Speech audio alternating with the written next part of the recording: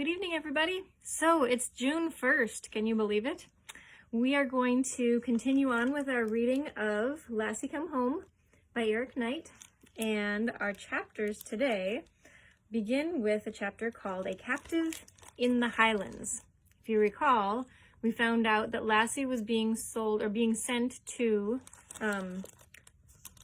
Scotland. And so that was far away from where Joe lives. A Captive in the Highlands. It is, as Sam Carraclaw had said to his son, a long, long road from the village of Greenall Bridge in Yorkshire to the Duke of Redling's estate up in the Scottish Highlands. Much farther than you would wish to walk. To get there, you would go almost directly north, first out across the moors and the flatlands of Yorkshire. Twenning east, you would go past wild land, then through rich farming districts, and if you're going by train, you would soon look through the windows at the right and see the North Sea, shining down beneath the high cliffs. There would be on your left the spires of ancient cities, and then the pall of grime over the industrial centers of Durham, where the great shipways stand along the river mouths, and the coal goes pouring by train to the docks of the seaports. Dark night falls early as you travel, for this land is in a high latitude where the sun sinks early and rises late. But your train would go on, screaming in the darkness as it raced over the bridges, crossing rivers, crossing at last the Tweed River, which means that you are leaving England behind. Through the night, the train would race on, clattering past the industrial towns of lowland Scotland, where the furnaces and forges glow brighter in the darkness than by day. During the night, your train would go over mighty bridges, carrying you across the very wide river mouths that the Scottish people call firths. In the morning, your train would still be racing, only now the country would have changed. There would be no more cities belching smoke. Instead, you would see the beautiful Scottish land that the poets have sung about for centuries, the blue mountains and green-bordered lakes, and the rolling land where the shepherds watch their flocks. On and on the train would go, and the land would become wilder and wilder, the hills more rugged, the lochs more closely enclosed by woodlands. It would be lonelier and lonelier. Now great expanses of heatherland where men are seldom seen, where the deer still roam. On and on you would go, right up to the tip of the northern land. And there, in that farthermost point, is the great Scottish estate of the Duke of Redling, the frowning stone house that looks out over the sea toward the Shetland Islands. These strange rock-bound dots of land, where life is so hard and the weather so severe that nature seems to have adjusted most forms of life to a new manner, so that they may survive, where the horses and dogs have become tiny, but also extraordinarily sturdy, so that they may continue to live in a stern land with a stern climate. And there, far away in that northern land, was Lassie's new home. There she was fed and tended carefully. The food she was given was of the best. Each day she was combed and brushed and manicured and taught to stand in a perfect position, so that someday soon she might go to the big shows and win more renown for the Duke of Redling and his kennels. She submitted patiently to all of the handling of hinds, as if she knew that there was no use making any protest. But each day, just before 4 o'clock in the afternoon, something waked her, and the training of a lifetime called her. She would tear against the wires of her pen or dash at the fence and try to leap it. She had not forgotten. In the clear, healthy coolness of the Highland air, the Duke of Redling rode down the trail. Beside him, on her frisky cob, rode Priscilla. Her horse arched its neck and bucketed gaily. "Hands," the Duke boomed. "That's what does it. Collect her now lightly. Good hands." Priscilla smiled, for her grandfather considered himself such an authority on all animals that he could not ride without keeping up a stream of admonitions. But really, he was quite proud of Priscilla's riding, and she knew it. "That's what nature gave you hands and legs for," he roared. "Legs to push a horse forward, hands to collect him. Legs and hands does it." The Duke sat erect and proceeded to give an example, but his sturdy gray hack ambled along patiently, with no change of gait or carriage. Truly, if the Duke had had his way despite his age, he would still have gone riding on the most spirited saddled horses available. But his entire family, in what amounted to an alliance, had conspired to limit him to the safe and uninspired hack that he now rode. Priscilla knew that too, so she nodded her head as if his plodding horse had just broken into proud carriage and mincing gait.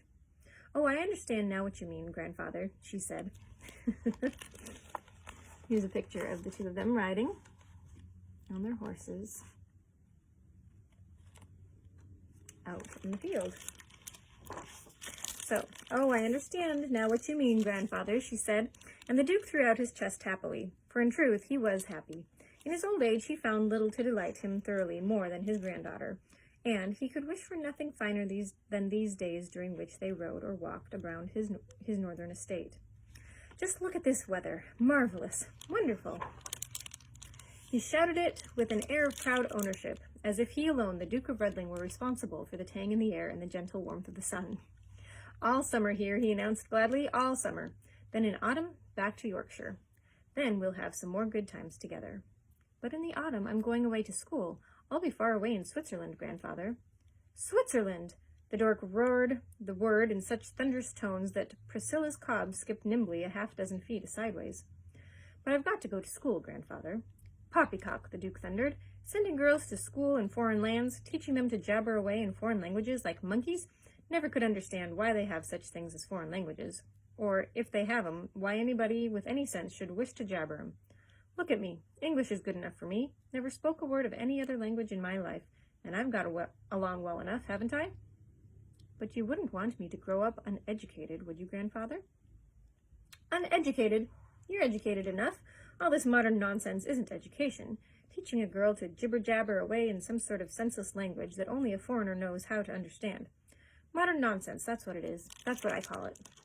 In my day, we educated people properly. What's properly, grandfather?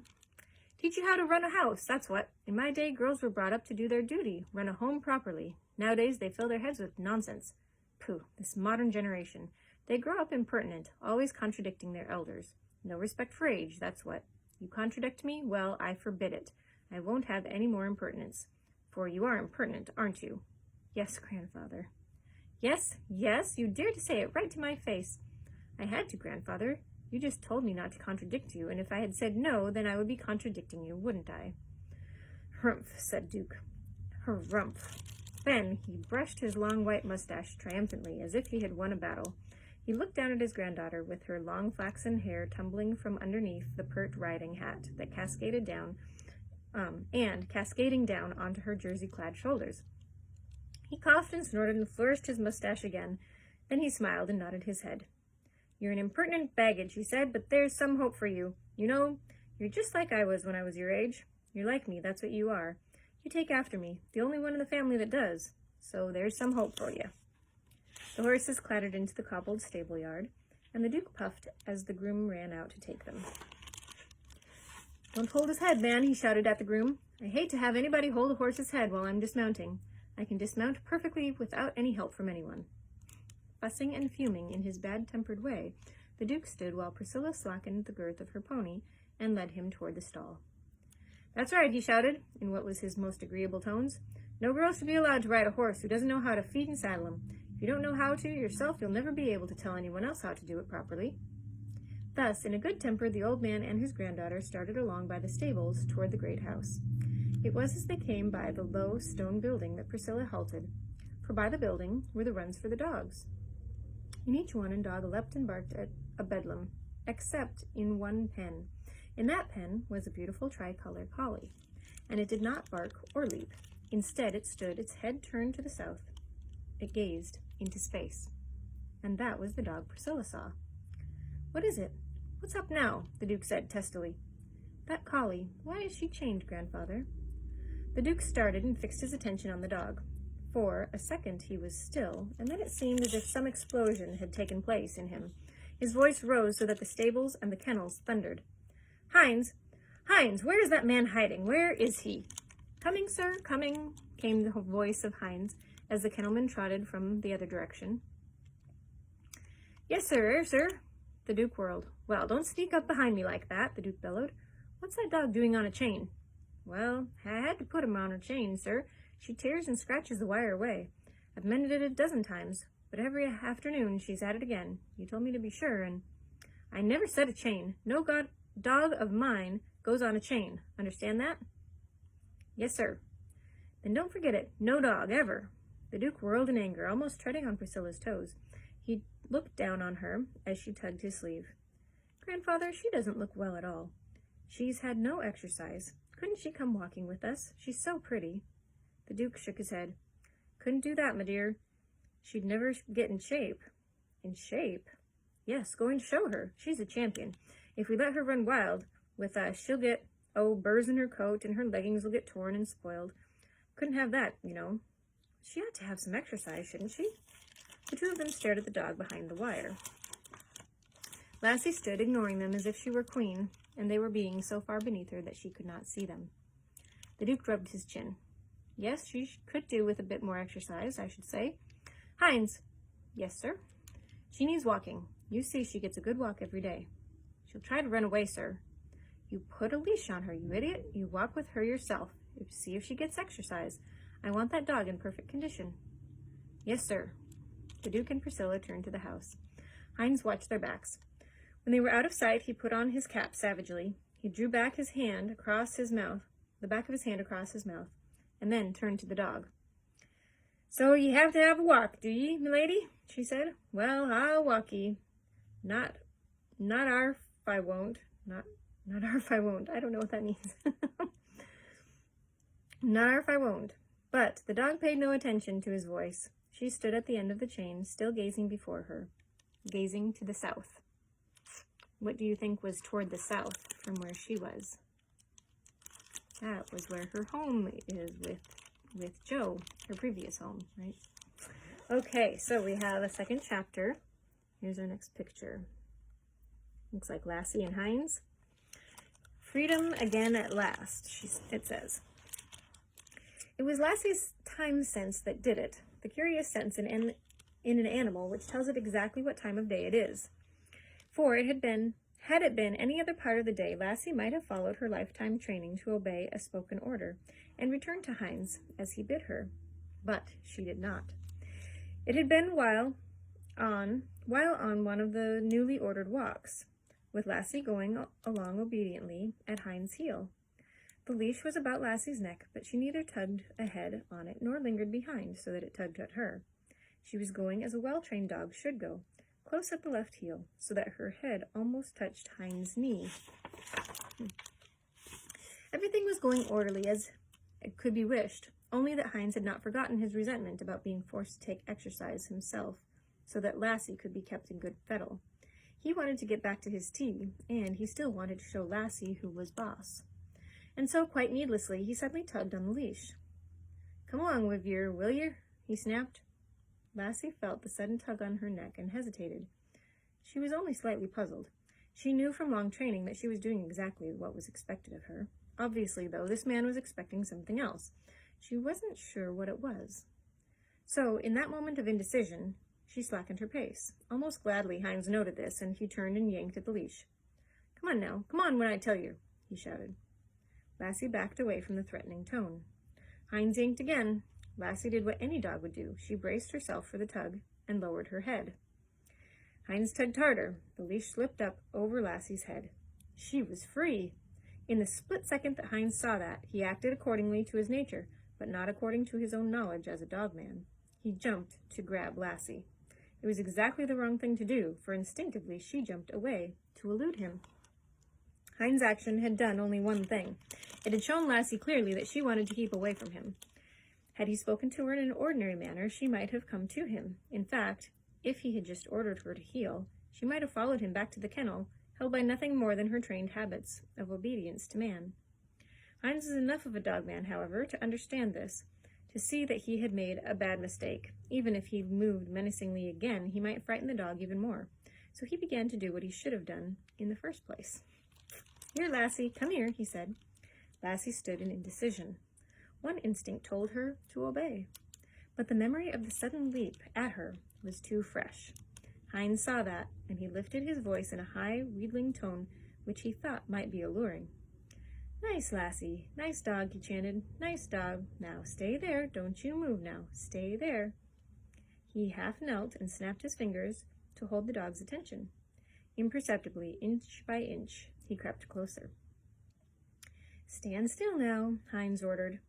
The lifetime of training that Sam Carraclaw had given Lassie seemed to have its effect now, for even though Lassie disliked Hines, she had been schooled that she must obey human beings who spoke the words of command to her.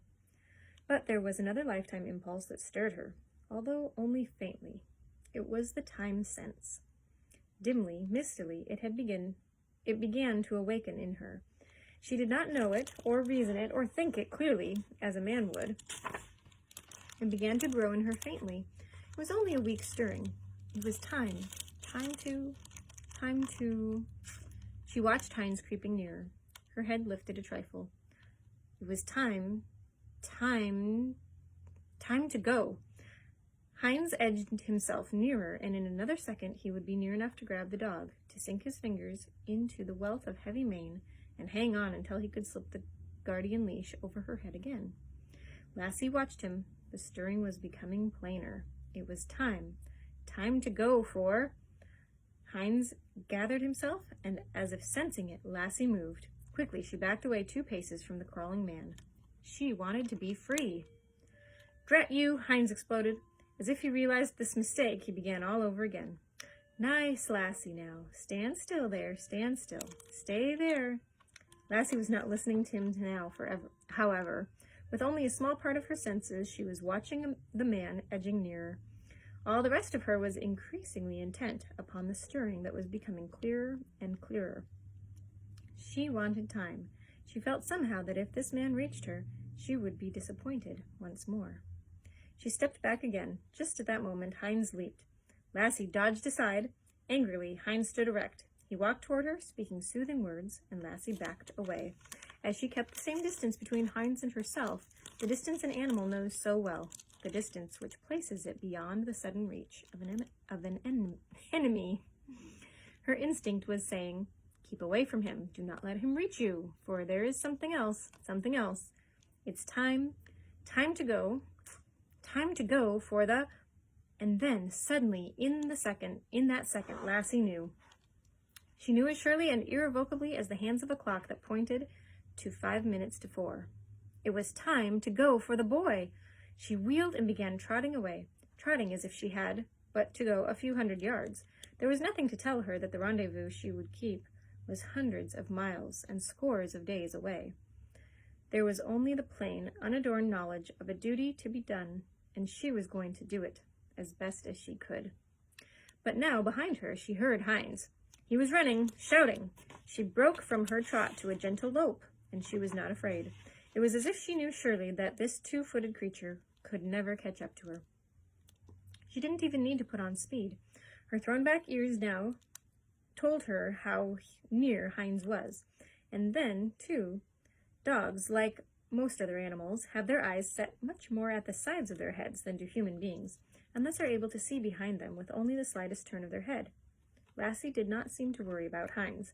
She just kept on going with her sturdy lope, down the path, and over the lawn. For a second, Heinz's heart leaped with hope. Perhaps, he thought, Lassie would head back to the kennels. But the kennels, where she had been chained and penned, were not a home for Lassie. They were a hated place, and Heinz's hope died as he saw the collie turn down the gravel path toward the front gate. Heinz's heart gave a leap again.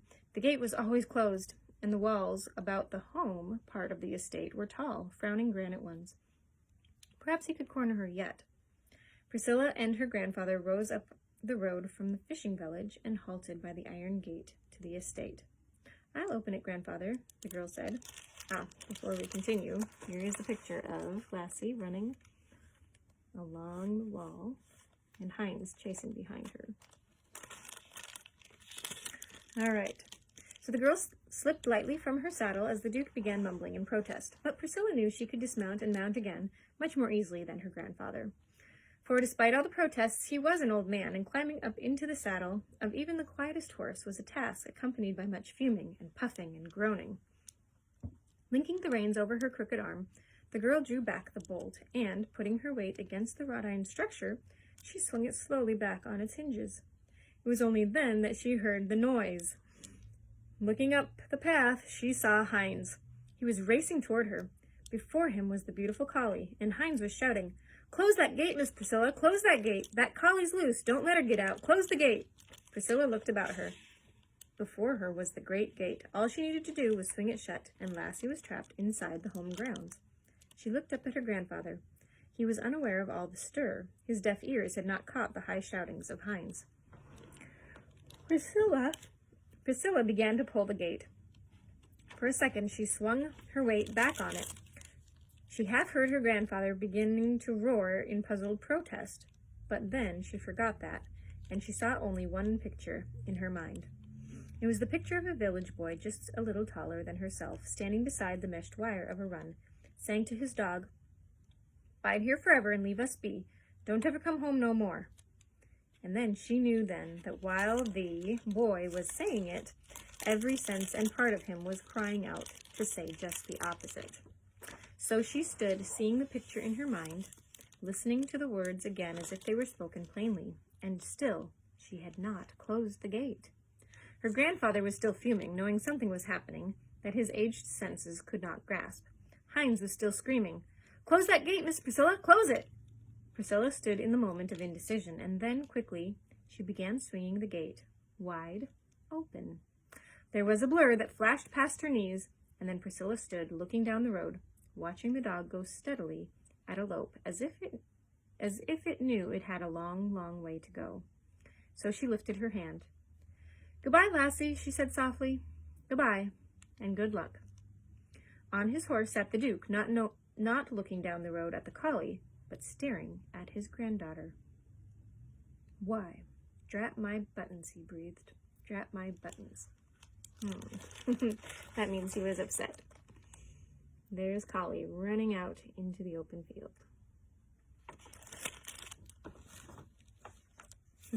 And that is the end for our reading today. We will continue tomorrow evening. Have a great night. Bye.